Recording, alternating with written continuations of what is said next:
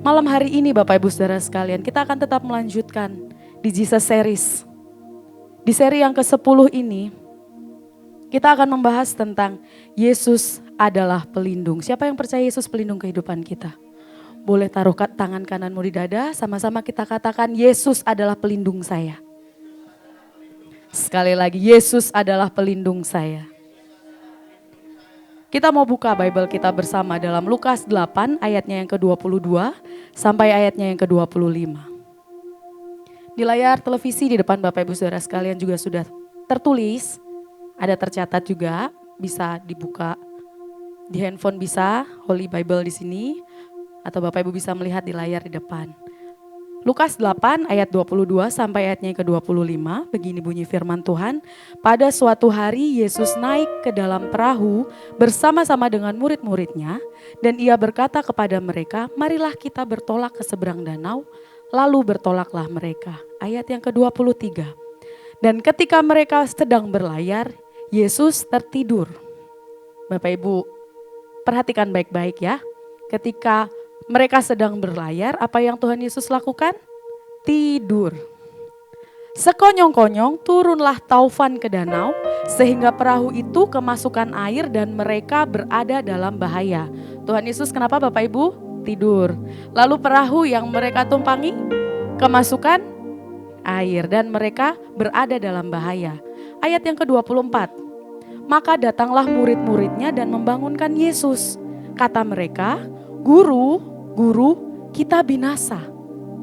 Lalu Yesus pun bangun dan seketika itu juga dia menghardik angin dan air yang mengamuk itu. Dan angin dan air itu pun reda dan danau pun itu menjadi teduh. Satu, Tuhan sedang tertidur. Lalu perahunya kemasukan air. Murid-muridnya dalam keadaan takut atau enggak nih Bapak Ibu kalau Bapak Ibu lihat? Takut. Lalu ketika mereka berharap kepada Tuhan, Tuhan bangun, dia menghardik, dan apa yang terjadi pada danau itu? Menjadi teduh. Terima kasih Pastor Nathan. Lalu ayat yang ke-25 berkata, lalu katanya kepada mereka, kata Tuhan Yesus kepada mereka, di manakah kepercayaanmu? Maka takutlah mereka dan heran lalu berkata seorang kepada yang lain, siapakah gerangan orang ini? Sehingga ia memberi perintah kepada angin dan air dan mereka taat kepadanya. Murid-murid saja masih ragu dengan apa yang Tuhan Yesus lakukan. Ini siapa? Kok dengan kekuatannya dia bisa menghardik angin dan air yang saat itu sedang ada di tengah bahaya. Murid-murid takut ya Bapak Ibu. Ini kalau Bapak Ibu bisa menggambarkan, membayangkan. Di tengah-tengah laut, ini danaunya namanya Danau Galilea. Yang ini sangat panjang, sangat lebar. Bapak Ibu di tengah-tengah, tiba-tiba ada angin kenceng. Ini angin taufan itu angin yang berputar Bapak Ibu. Takut gak Bapak Ibu semua? Takut. Takut tenggelam gak? Takut tenggelam. Kita sebagai manusia wajar takut. Tapi Tuhan di sini mau mengatakan, di manakah iman kepercayaan? Di perahu itu ada Tuhan Yesus loh. Lalu apa yang Tuhan Yesus lakukan? Tidur. Ketika badai hadir dalam kehidupan kita, ketika dokter berkata, sakit penyakitmu tidak mungkin sembuh, dokter yang berkata. Tapi lewat contoh badai ini, Tuhan berkata, di manakah iman kepercayaanmu? Tante cukup beriman saja, penyakit tante sembuh. Karena yang kita sembah Tuhan yang besar tante. Tuhan memberi contoh ketika kita di tengah-tengah badai. Yang kita lakukan sebagai anak-anaknya adalah tetap tenang. Respon kita anak-anaknya ketika kita terhimpit badai permasalahan.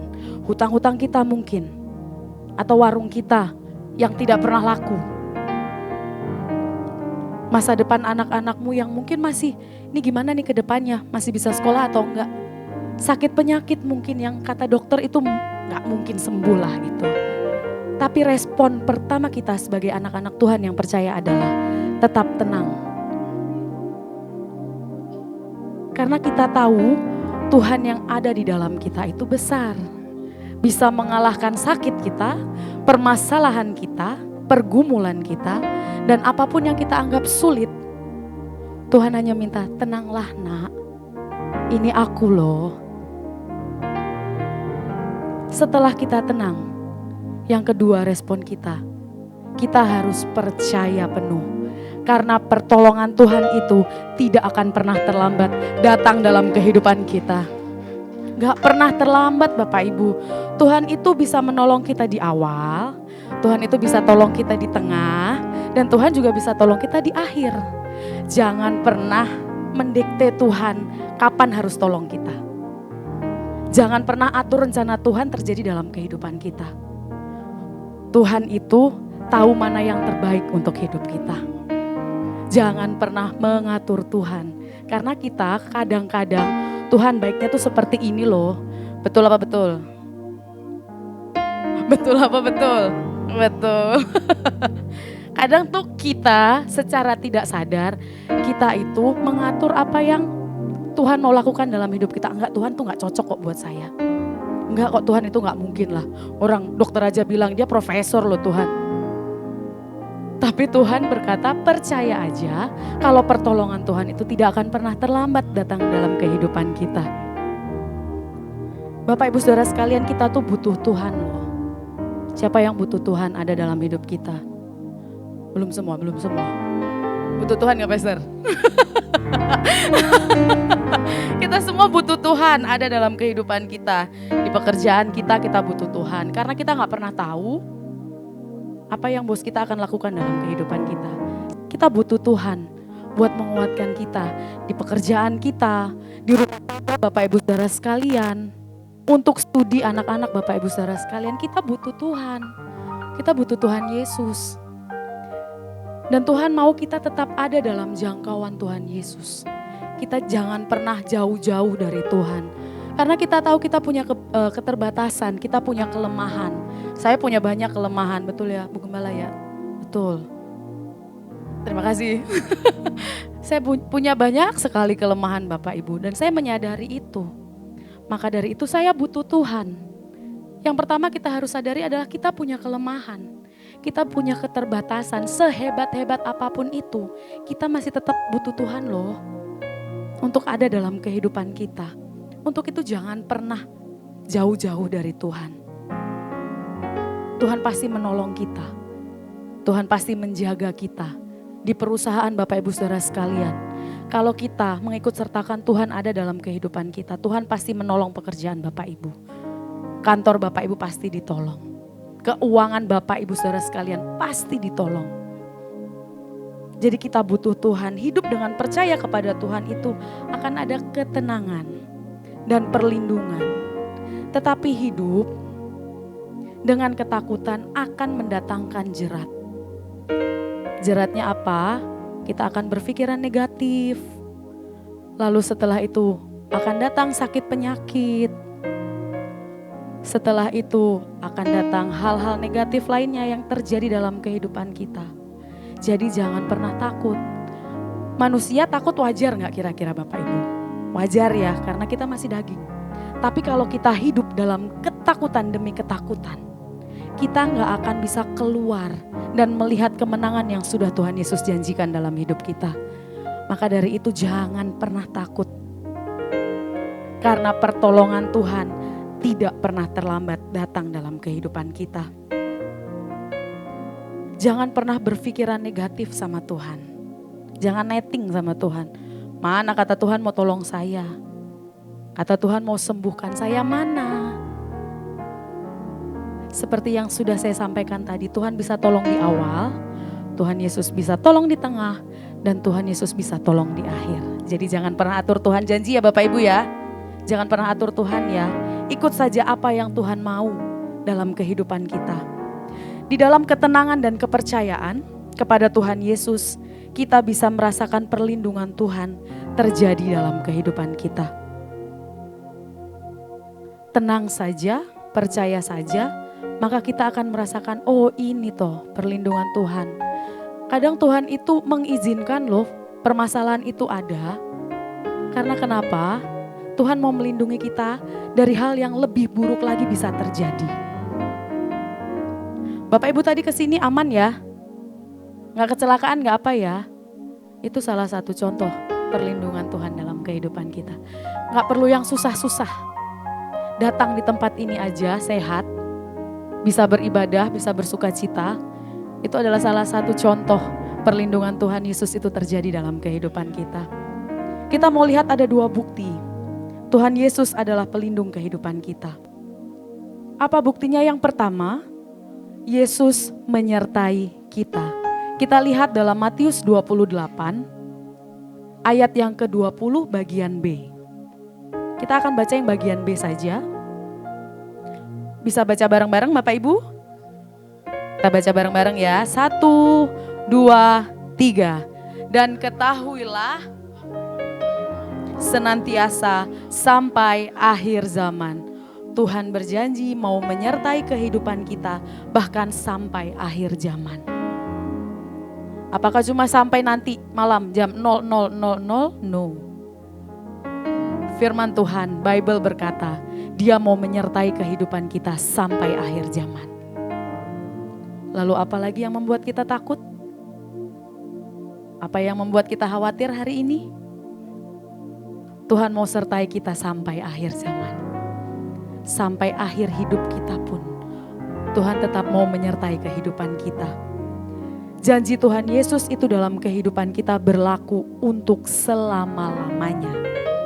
Everlasting. Itu janji Tuhan dalam kehidupan kita. Kalau daganganmu nih, opung, belum laku hari ini. Tenang opung, besok pasti laku. Kalau pekerjaan kita hari ini belum dipromosikan, tenang, masih ada besok, pasti dipromosikan. Percaya dan tenang saja, sabar saja, Tuhan pasti menolong kita. Tugas kita hanya melakukan pekerjaan kita, bagian kita dengan baik, dengan penuh tanggung jawab. Untuk bagian promosi itu urusan Tuhan, bukan urusan kita. Takutnya nih kalau kita ngeyel, minta sama Tuhan sekarang, promosi sekarang, takutnya kita belum siap. Jadi Tuhan kalau belum mempromosikan kita, berarti Tuhan sedang mempersiapkan kita untuk hal-hal yang besar. Percayakan saja, hal besar pasti terjadi dalam kehidupan kita.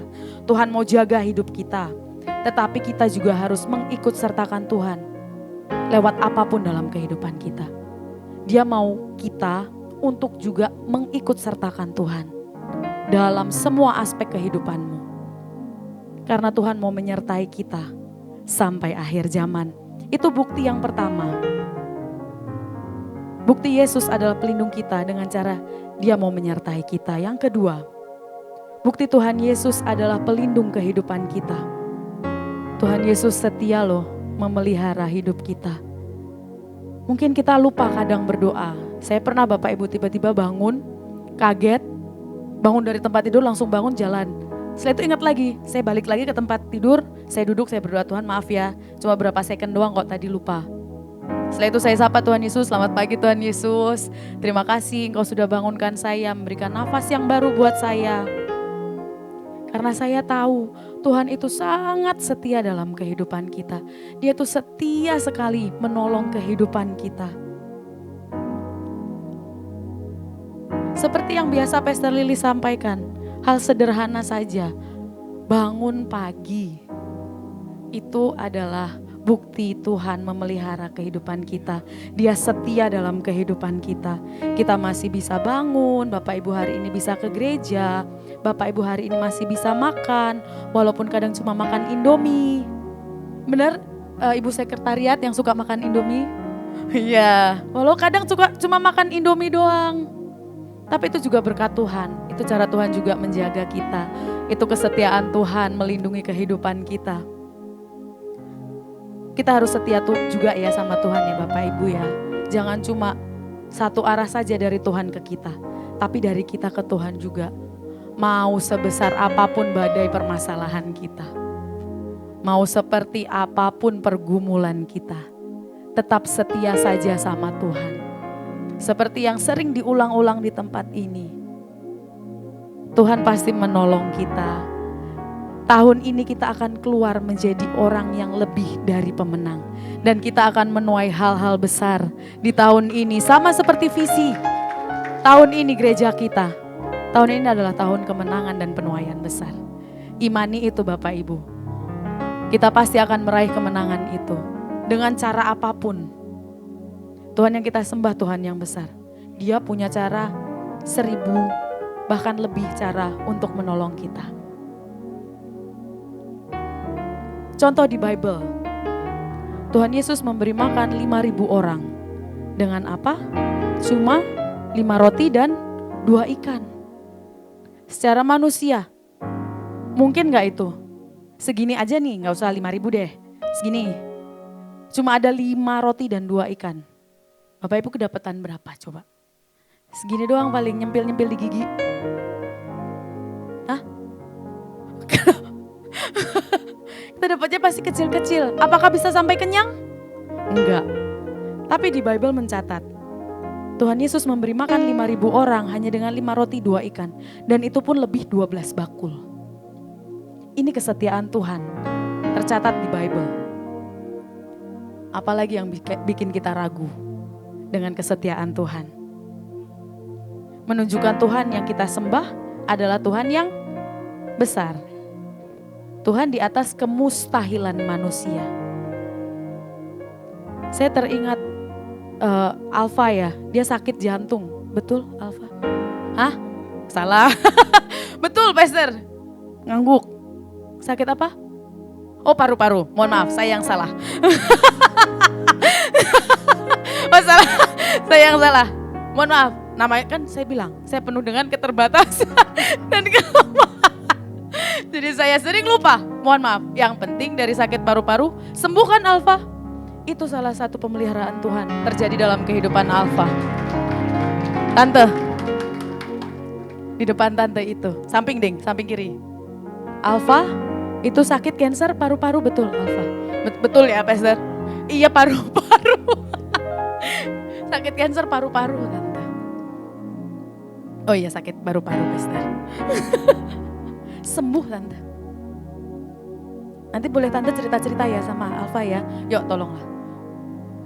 Sharing-sharing ya. Itu cara Tuhan menjaga Alfa, melindungi Alfa. Sama seperti kita juga. Tuhan mau tolong kita, Tuhan mau pelihara kita. Asalkan kita tetap setia terus sama Tuhan. Jangan pernah takut, jangan pernah khawatir. Berserah saja sama Tuhan. Karena Dia pasti memelihara kehidupan kita. Dia pasti akan memberikan kekuatan dalam kehidupan kita. Pasti ada jalan keluar. Pasti ada jawaban dari setiap permasalahan Bapak Ibu. Jawaban dan jalan keluar itu hanya ada di dalam Tuhan Yesus. Tidak ada jalan lain.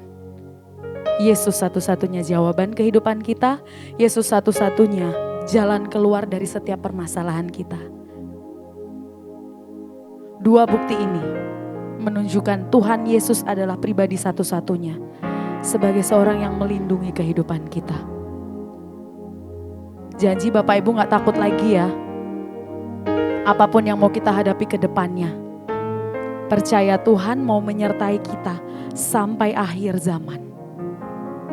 Dan diingat kembali Tuhan Yesus itu setia dalam kehidupan kita. Mungkin suami kita, istri kita tidak setia. Bahkan teman-teman terbaik kita tidak setia. Tapi Tuhan sendiri setia loh dalam kehidupan kita. Jangan pernah meragukan Tuhan. Jalan Tuhan pasti yang terbaik. Untuk itu pergunakanlah hidupmu dengan baik Bapak Ibu. Jangan pernah sia-siakan hidupmu sekarang. Karena kita sudah tahu kita punya pelindung yang penuh dengan kuasa. Kita punya Yesus sebagai pelindung yang penuh dengan kuasa. Kuasa yang besar. Melawan semua kemustahilan manusia. Tetap andalkan Tuhan. Jaga hidup kita baik-baik. Karena Tuhan sudah memberikan kepercayaan yang besar dalam kehidupan kita. Amin. Untuk kebenaran firman Tuhan, mari kita bangkit berdiri. Terima kasih Tuhan Yesus.